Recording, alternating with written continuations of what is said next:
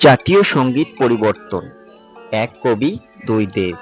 যেহেতু রবীন্দ্রনাথ ঠাকুরের লেখা, তাই ওই সঙ্গীত বাংলাদেশের জাতীয় সঙ্গীত হতে পারে না। এটা বাংলাদেশের কট্টরপন্থী মৌলবাদীদের দাবি। মানে ধর্ম পুরো গিলে খেয়েছে দেশটাকে। ছাত্র সমাজ দেশের শাসকের পরিবর্তন করেছে, কিন্তু দেশের বৈষম্য দূর করতে পারেনি। হ্যাঁ, এটা ঠিক।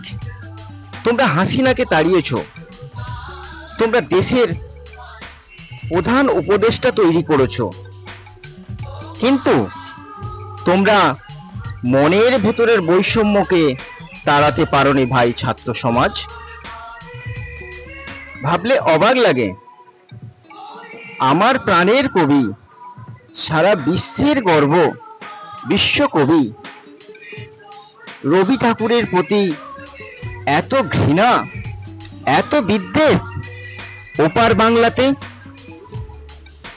ঘৃণা, হিংসা আর বিদ্বেষ, এটাই কি বাংলাদেশের সাফল্য? কিছু বলুন মিস্টার উপদেষ্টা, মিস্টার নোবেল জয়ী। আপনি চুপ কেন? আপনি তো বিশ্ব শান্তিতে নোবেল পেয়েছেন। জাতীয় সঙ্গীত পরিবর্তন করে ভাবছো সারা বিশ্বের শ্রেষ্ঠ জাতি হবে? না, কোনোদিন না।